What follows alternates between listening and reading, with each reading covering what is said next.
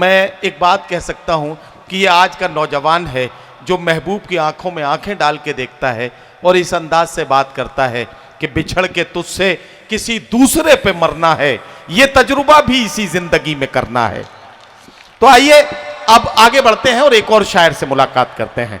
और अब मैं जिसे बुलाने जा रहा हूं उसके लिए मुझे यह कहना है कि ऐन से उसने आप लिखा हो ऐसा भी हो सकता है, या मिसरे को यूं भी कह सकते हैं कि छोटे आ से आप लिखा हो ऐसा भी हो सकता है, पढ़ा लिखा वो शख्स गधा हो ऐसा भी हो सकता है, तू जो घुसा है घर में किसी के अपना दिल बहलाने को, तेरे घर कोई और घुसा हो ऐसा भी हो सकता है। यह तंजिया और मज़ाहिया शायरी का कमाल है कि इसमें शायर और कवि अपने आप को निशाना बनाते हैं, लेकिन हमें और आपको हंसने और मुस्कुराने का मौका देते हैं। हंसना बहुत मुश्किल काम है अगर खुद पर हंसना हो, और बहुत आसान है अगर किसी दूसरे पर हंसना हो। आइए ऐसे फनकारों से मिलें जो अपने आप पर हंसने का हौसला भी रखते हैं और ख़ुद को निशाना बनाकर दुनिया को हंसाने की फितरत भी उनके अंदर पाई जाती है, ये कमाल भी उनके अंदर पाया जाता है। तो आइए ऐसे लोगों से मिलते हैं कि जो इसे इबादत की तरह करते हैं। लोगों के चेहरों पर मुस्कुराहटें लाना, ये इबादत समझ के इस काम को करने वाले लोग मेरे पास हैं। मैं उन्हीं में से एक कवि जो आसनसोल पश्चिम बंगाल से हमारे बीच में तशरीफ़ लाए हैं, भाई पवन बांके बिहारी को आवाज़ दे रहा हूं और उनसे निवेदन करता हूं कि वो आएँ और अपनी कविताओं और रचनाओं के साथ हमारे मुशायरे और कवि सम्मेलन की महफिल को कामयाबी की मंजिलों के करीब पहुंचाएं। कुकर बोला कढ़ाई से, तू तो तवे की साली है, अंदर से भी काली है और बाहर से भी काली है। कढ़ाई ने जवाब दिया कि अपने गोरे रंग पे तू इतना क्यों इतराता है, मैं काली हूं तो मुझे देख के सीटी क्यों बजाता है। जोरदार इस्तकबाल कीजिए पवन बांके बिहारी माइक पर। मैं कोई भी भूमिका नहीं बनाऊंगा क्योंकि ज़्यादा से ज़्यादा समय मैं आप तक पहुंचने की कोशिश करूंगा।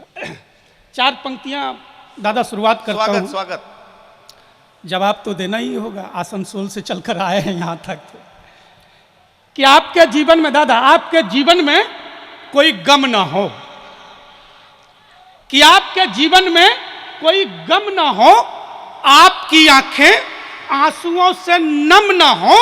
और एडवांस में बजा देते हो कि आपके जीवन में कोई गम ना हो, आपकी आंखें आंसुओं से नम ना हो, और आपको मिले रोज रोज नई गर्लफ्रेंड,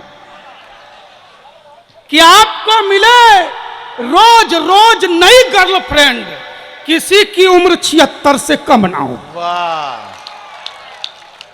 वाह वाह वाह वाह। मैं मंच से कोई भी विद्वता की बात नहीं करूंगा क्योंकि मैं एक तो बिहार से आया हूं,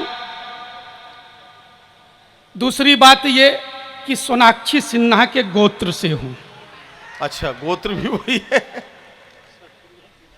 मैं टिप्पणियों के माध्यम से अपनी बात पहुंचाता हूं। भाई स्वागत। बड़ी तार्किक बातें आप तक पहुंचाऊंगा, आप ध्यान से सुनना और मजे लेना। साहब, मजा लेना बहुत जरूरी है, मजा लेना बहुत जरूरी है, क्योंकि जो मजा जवानी में राहुल ने नहीं ले पाया, बुढ़ापे में आसाराम ने ले लिया। आप सिर्फ मजे लेना साहब। टिप्पणियों से जोड़ता हूं। आज मैं ट्रेन से आ रहा था साहब, मैं विशेष टिप्पणियों के लिए जाना जाता हूं। आज मैं ट्रेन से वाराणसी आ रहा था साहब। एक बंदा जोर जोर से चिल्ला रहा था जी कि अच्छी चाय ले लो, अच्छी चाय ले लो, अदरक वाली चाय ले लो। ताली उठाना साहब। मैंने कहा कि अच्छी चाय ले लो, अदरक वाली चाय ले लो। मैंने कहा भाई साहब, चाय में अदरक डालते भी हो या यूं ही चिल्ला रहे हो? उसने कहा भाई बाके, हर चाय बेचने वाला मोदी नहीं होता। वाह।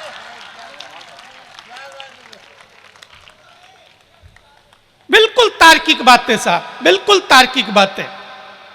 आज मैं जब बनारस स्टेशन पर उतरा तो मैंने देखा कि एक बंदा सार्वजनिक स्थल पर लघु संघ का परित्याग कर रहा था। मैंने कहा भाई साहब, आपके घर शौचालय है फिर भी बाहर कर रहे हो। बात आप तक पहुंचे तो ताली उठाना साहब। मैंने कहा भाई साहब, आपके घर शौचालय है फिर भी बाहर कर रहे हो, यह तो सभ्यता के विरुद्ध है। उसने कहा भाई बांके, मैं विपक्ष में हूं, मोदी जी के स्वच्छता अभियान का विरोध कर रहा हूं। बिल्कुल तार्किक बातें साहब, इधर उधर की कोई भी बात नहीं करनी साहब। आज तो मैं सुबह ही सुबह बनारस में सब्जी मंडी गया। मैंने कहा भाई साहब, तुम्हारे आलू में अब पहले जैसा स्वाद नहीं रहा। मैंने कहा भाई साहब, तुम्हारे आलू में अब पहले जैसा स्वाद नहीं रहा। उसने कहा इसका कारण तो मोदी जी हैं। अच्छा, मैंने कहा आलू के स्वाद बिगड़ने में मोदी जी कारण? बोले हाँ, जब से उन्होंने खेत में शौच बंद करवा दी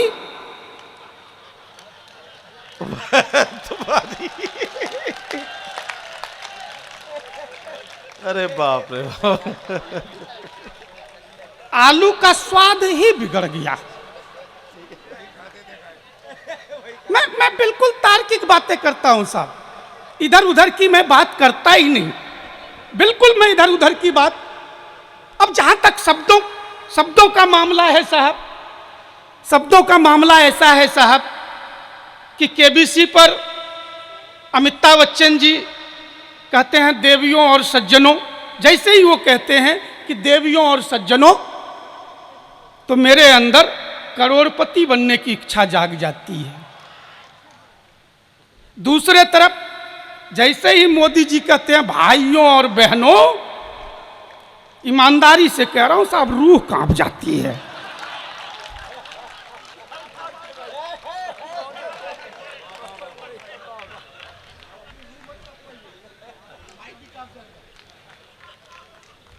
नहीं, मैं बिल्कुल तार्किक बातें करता हूं साहब। मैं किसी पार्टी का आदमी नहीं हूं, ईमानदारी से कह रहा हूं साहब। मैं किसी पार्टी का आदमी नहीं हूं, मैं सिर्फ अपनी पत्नी का आदमी हूं। इसमें है करने की जरूरत नहीं है। पहले मैं बिहार में रहता था, वहां शराबबंदी हो गई। मैं उत्तर प्रदेश चला आया, यहां प्यारबंदी हो गई।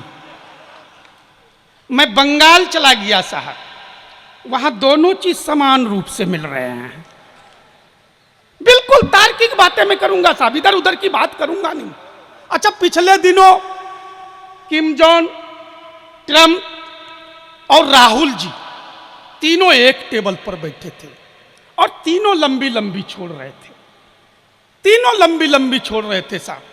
किम जोंग, मेरे टेबल पर न्यूक्लियर बम का बटन लगा हुआ है, मैं जब चाहूं दबा सकता हूं।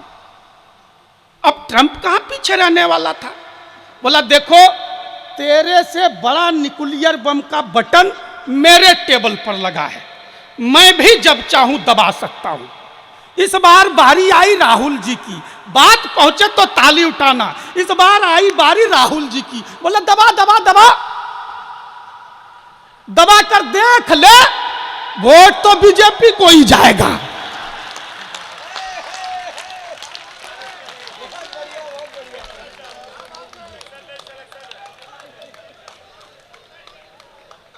मैं बिल्कुल तार्किक बातें करता हूं साहब, बिल्कुल तार्किक, इधर उधर की मैं बात करता ही नहीं साहब। यहां वीर रस के कोई कवि नहीं है, नहीं तो वो पाकिस्तान में झंडे गाड़ने लगता साहब। अपन तो पाकिस्तान के बारे में कुछ कहते नहीं, क्यों कहना साहब, कुछ नहीं कहना साहब। पाकिस्तान के बारे में क्या कहना। मेरा तो मानना है साहब, 2 किलो आटे की रोटी बनाकर पाकिस्तान में उछाल दो। 2 किलो आटे की रोटी बनाकर पाकिस्तान में उछाल दो, 60% तो ऐसे ही लड़ झगड़ करके मर जाएगा। उसे अलग से मारने की क्या जरूरत है? बिल्कुल जरूरत। अच्छा, वो पिछले दिनों वो चीन आए दिन आंखें दिखाते रहता है साहब, जिसकी ये छोटी छोटी आंखें हैं। हमारे यहां मरने के बाद भी पूरी खुली रह जाती है। बिल्कुल तार्किक बात है साहब, हमारे यहां तो मरने के बाद भी पूरी खुली रह जाती है। अच्छा, वहां के लोगों को आपने देखा, ये हाइट है साहब, ये उनकी हाइट है। अगर चीन में आपको कोई भी बंदा 6 फुट का नजर आ जाए तो समझ लेना कि हमारे पूर्वजों ने वहां की तीर्थ यात्राएं की होंगी। ये अच्छा है, ये अच्छा है भाई, वाह वाह। इधर उधर की कोई बात नहीं करना साहब, करना ही नहीं इधर उधर की कोई बात। पिछले दिनों में दिल्ली गया साहब, बिल्कुल तार्किक बात है। और पिछले दिनों में दिल्ली गया साहब, मैंने देखा कि वहां पर एक होर्डिंग लगी हुई थी, उस पर बड़े बड़े अक्षरों में लिखा हुआ था, 100 रुपये में मुख्यमंत्री बनने का तरीका सीखो। बड़े बड़े अक्षरों में लिखा था साहब कि 100 रुपये में मुख्यमंत्री बनने का तरीका सीखो। मैं अंदर गया साहब, अंदर गया, मैंने देखा कि कमबख्त मफलर बांधना सिखा रहे थे। बिल्कुल तार्किक बात है साहब, इधर उधर की बात नहीं करनी साहब, बिल्कुल इधर। अच्छा, पिछले दिनों किम जोंग, ट्रंप और मोदी जी भी एक ही टेबल पर बैठे हुए थे और तीनों में शर्त लग गई। एक अस्तबल में 100 गधे थे, बिल्कुल तार्किक बात है। एक अस्तबल में 100 गधे थे, उसमें एक घोड़ा भी था साहब। अब तीनों में शर्त लग गई कि जो 100 गधों के बीच से घोड़े को ढूंढ लाएगा वो विश्व का नंबर 1 नेता होगा। किम जोंग ने कोशिश करी, ट्रंप ने कोशिश करी, दोनों हार गए। इस बार मोदी जी की बारी आई, ये गए और ढूंढ कर ले आए। अब दोनों हैरान परेशान, बोले यार ये तूने कैसे किया? बोला अरे यार कुछ नहीं, मैं गया और सिर्फ इतना भर कह दिया कि अच्छे दिन आने वाले हैं। सारे गधे नाचने लगे, घोड़े को लेकर मैं वापस आ गया। बिल्कुल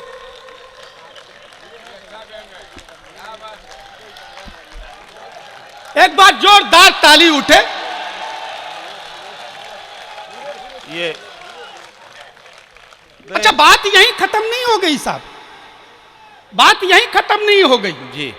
एक मच्छर, बिल्कुल टिप्पणी आप तक पहुंचा रहा हूं साहब, कि एक मच्छर अपनी मच्छरी से कह रहा था, बिल्कुल तार्किक बात है। ये अच्छा है, एक मच्छर अपनी मच्छरी से कह रहा था कि एक मच्छर अपनी मच्छरी से कह रहा था कि जानम, ओहो, मैं सोच रहा हूं तुझे बनारस का सैर करवा दूं। अच्छा।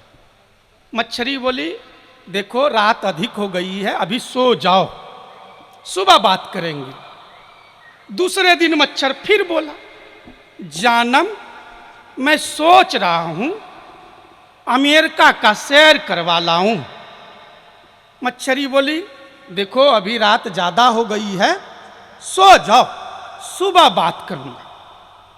तीसरे दिन मच्छर फिर बोला, जानम मैं सोच रहा हूं तेरे चोंच सोने से मढ़वा दूं। इस बार मच्छरी चिढ़ गई, बोले तुझे कितनी बार कहा है मैंने कि मोदी जी को काटा करो तो घर मत आया करो। वाह, बिल्कुल तार्किक बातें साहब। बांके बिहारी साहब, आपके हिस्से का 1 मिनट बाकी है, बस 1 मिनट में मैं मामला समाप्त कर देता हूं जी। बिल्कुल एक कविता आप तक पहुंचा रहा हूं, एक कविता आप तक पहुंचा रहा जी, हूं। जी, जब हिस्से, स्वागत। हाँ मेरे हिस्से का खत्म हो गया है तो 4 पंक्तियां आप तक पहुंचाता हूं। जी पिछले देखने दे, दिनों 1 मिनट में जितना काम हो सकता है हो जाएगा। बोनस आप बताएंगे तब होगा ना जी। कि पिछले दिनों 3 तलाक पर रोक लगाया गया। मैं 4 पंक्तियां पहुंचाता हूं बस, जी जी 4 पहुंचाइए, पंक्ति पढ़ पहुंचाइए, करके मैं आपका स्थान ले लूंगा। पहुंचाइए। कि धधकती आग में हाथ सेकी नहीं जाती। वाह। कि धधकती आग में हाथ सेकी नहीं जाती, नेकी दरिया में फेंकी नहीं जाती। वाह वाह वाह। कि नेकी दरिया में फेंकी नहीं जाती, और मेरी 3 है ये तो खुदा की नेमत है। आहा। कि मेरी 3 है ये तो खुदा की नेमत है, औरों की खुशी गैरों से देखी नहीं जाती। वाह, औरों की वाह, खुशी वाह गैरों वाह वाह। मैं एक बात उनकी जरूर आपको दोबारा से याद दिलाना चाहता हूं। उन्होंने कहा था कि पाकिस्तान को निपटाने के लिए बहुत ज़्यादा मेहनत करने की ज़रूरत नहीं है, 2 किलो आटे की रोटी बनाओ, पाकिस्तान में छोड़ दो, वो लोग आपस में लड़ भिड़ कर मर जाएंगे। ये बात तो हंसने हंसाने के अंदाज में बांके बिहारी जी ने अपने लहजे में कही थी, लेकिन मैं चूंकि संजीदा आदमी हूँ तो मैं संजीदगी के साथ इस बात को कहना चाहता हूँ। बनारस के अच्छे और सच्चे लोगों को गवाह बना के कहना चाहता हूँ।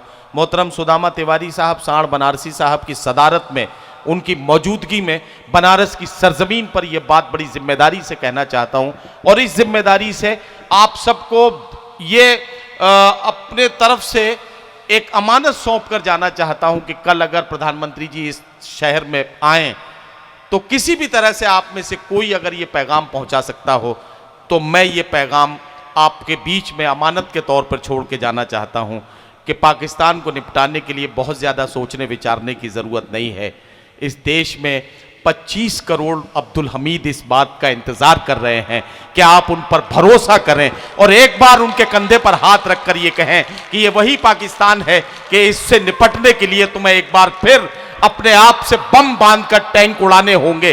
तो ये 25 करोड़ अब्दुल हमीद पाकिस्तान से निपटने के लिए तैयार बैठे हैं, सिर्फ भरोसा करने की देर है और इस बात का इंतजार करने का मौका हम सोच रहे हैं। बहुत शुक्रिया आपका। अब बहुत ज्यादा कहने सुनने की जरूरत नहीं है, आइए